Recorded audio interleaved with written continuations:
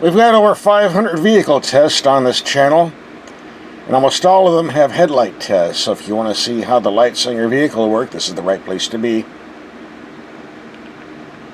Mercedes sent us a GLC 300 SAV. What's the difference between an SAV and SUV? Well, you see the other video we did for the full week road test, you'll know that. Here we're doing headlight tests and night drive only. We'll have a link for the full road test and in this video, so you're not missing anything. And let's take a look at these lights. LEDs. Two main bulbs, but a lot of little ones underneath. Not sure what those are. Oh well, doesn't matter. We'll just take them out and see what happens. It's dark enough. Let's see how these headlights perform and do our night drive. Got a lot of glare here because of the moisture in the air. Can't do much about that. Sorry. Here's what the rears look like. Certainly bright enough. And the emergency flashers, and oh man, I switched cameras and the moisture in the air is really playing havoc on this lens. Let's get a little closer. There we go. Certainly bright enough. In fact, those signs are around 150 yards away. Okay, blind and ruin everything. Well, you get the idea. Emergency lights on the outside mirror. And if you take the headlights off, super bright, you can definitely see them. I turned the headlights off because they blind out the emergency lights, plus reading too much glare with the moisture out here. Very, very damp. By the way, when you open the door, there's a Mercedes-Benz emblem that lights up on the rocker panel, so you'll know what you're driving, in case you forgot. And there's the Mercedes emblem outside the door to remind everyone in the parking lot what you're driving. At least we're not getting any glare off this. And the interior lights do a great job lighting up the cabin, which is very nice, by the way. We'll talk about that in the daytime video we did. Very nice camera system.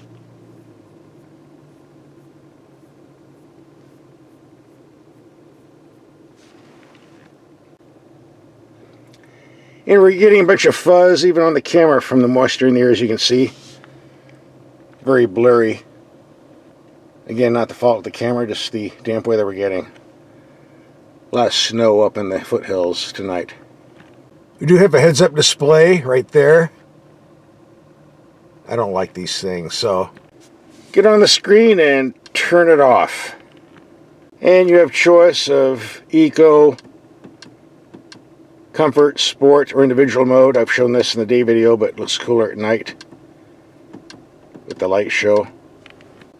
Plus you have a bunch of interior lights on the doors and dash. Looks kind of cool. You can change these colors if you want. You have many choices for your gauge cluster. Here's the classic, the sport, the understated, and the off-roading. And that's for the gauge cluster. There are additional off-roading gauges on the info screen. Here and there. One for each eye. If you watch my videos, I do not like mirrors. I have auto-dimming. Unless I have a disconnect switch, because driving in city traffic with blacked out mirrors is not safe. But apparently we don't have a way to turn it off on this vehicle. I can't find one, so we'll just have to live with it. You can turn it off by putting some tape over the sensor hole. I don't have any tape. Now let's check out the headlights. We have the low beams on a wall 33 yards away. You see they're a bit lower on the left, a little higher on the right.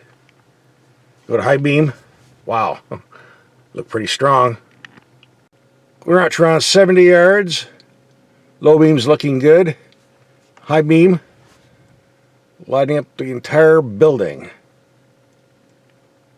A lot of juice in there, no doubt. Now let's go long distance. This is 150 yards exactly. I measured it, which is 450 feet with the high beams on. Takes about 170 feet to stop a car on the freeway, so we're got lots and lots of light here and lots of room to stop. Let's go to low beam. just barely reaches out. This is very impressive. Very impressive. It begs the question, why do I have so many cars lately that have rotten headlights? If you watch my videos, all my night drives, about 20% are just garbage. Particularly among Japanese brands for some reason. I won't name them here, you'll have to watch the videos to see. But the Germans have really gotten their act together. I haven't had a bad German one yet. BMW, Mercedes, Audi.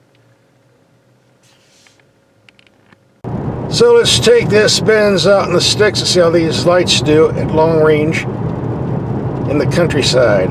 High beam, low beam. And I've got the sport setting on the gauge cluster because I think it looks cool. Let's see, we got road signs about a half a mile away. Wow. Talk about reaching out. There's a lot of wildlife roaming around out here tonight. I don't think the bears are going to come down this slow, but even so, it's nice to have some strong lights, and we certainly have them here. I have no complaints whatsoever. These are very nice.